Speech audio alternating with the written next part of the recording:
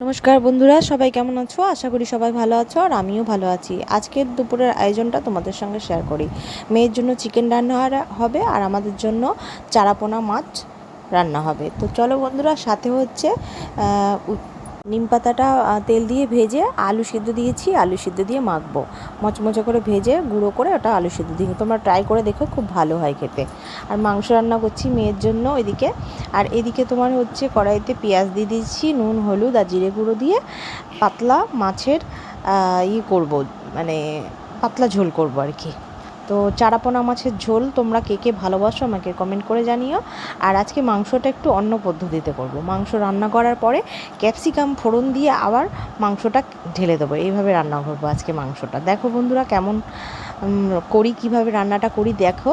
আর তোমরাও করে দেখো বাড়িতে, কেমন হয় আমাকে অবশ্যই কমেন্ট করে জানিও। ভালো লাগলে লাইক কমেন্ট শেয়ার করে দিও।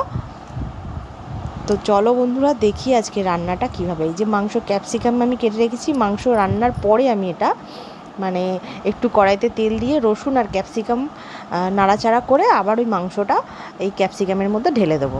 এটাই হচ্ছে আলাদা টাইপের একটু টেস্ট লাগবে, একটু চিলি চিকেন টাইপের টেস্ট লাগবে। আর সাথে হচ্ছে তোমার ভাত দিয়েও খাওয়া যাবে। তো বন্ধুরা তোমরা সবাই ভালো থেকো, সাবধানে থেকো, সুস্থ থেকো। পরের আবার কোনো ছোট্ট ব্লগে তোমাদের সঙ্গে দেখা হবে। এখনকার জন্য টাটা।